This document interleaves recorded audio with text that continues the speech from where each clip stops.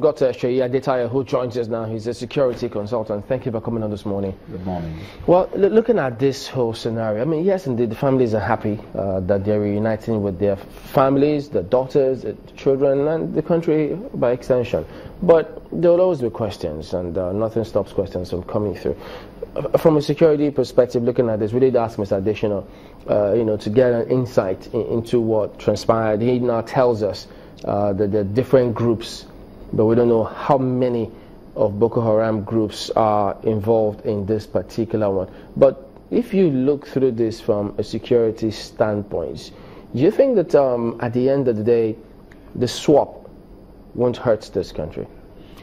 Well, I think, like I've said in the past, either way we look at it, you can't have a win-win situation. So we should be prepared that for us to actually get this result, there will be a price to pay.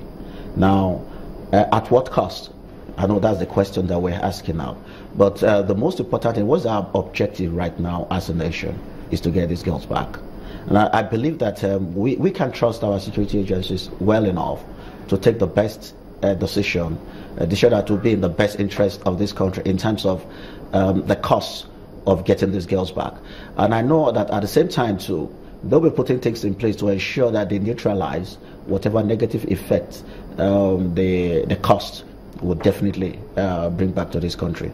But we need to understand, the fact that yes, the report says that Boko Haram militants were exchanged for these girls. But we should also know that there are processes already put in place to de-radicalize some of these people. And I want to believe that whatever must have happened, government would definitely have a plan B to ensure.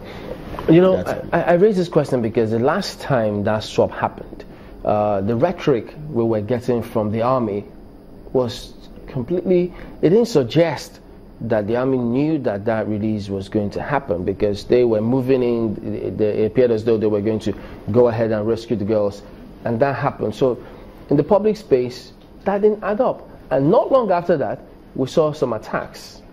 Yeah, I say negotiating, or this kind of negotiation is usually a clandestine operation. To the extent that your country's security top agencies. No, when you say country security agencies, we have different security agencies, and there are those that are responsible for different aspects of what we actually implementing right now. This particular one and the previous one, like I had, was handled by the DSS, and DSS is an intelligence organization. And when you are negotiating with organizations like Boko Haram, it's an intelligence backed responsibility, and you don't want everybody to be involved. Even if the highest level of the military, they are aware, it will be based on the need to know, and their level of involvement will also preclude them from actually getting involved in some aspect, just for them to know. And that does not, the fact that the spokesman or the others are not aware does not mean that probably the chief of defense staff is not actually aware. But I'm saying this because you should know this better than I do. When those in the line of duty, if they are carrying out, if they're closing in on a certain target, for instance, if they were planning, they did their recon, they're about to drop something in some of those locations, isn't that a need to know basis? Because that could have jeopardized that negotiation. But it didn't happen. That surely means that it was part of the plan. Part of the plan. How would it be part of the plan? Yeah, at times you can try to throw up a distraction. You understand what I'm saying? You see, military and intelligence business is a tradecraft. Trust me, a lot goes into what you see on a daily basis.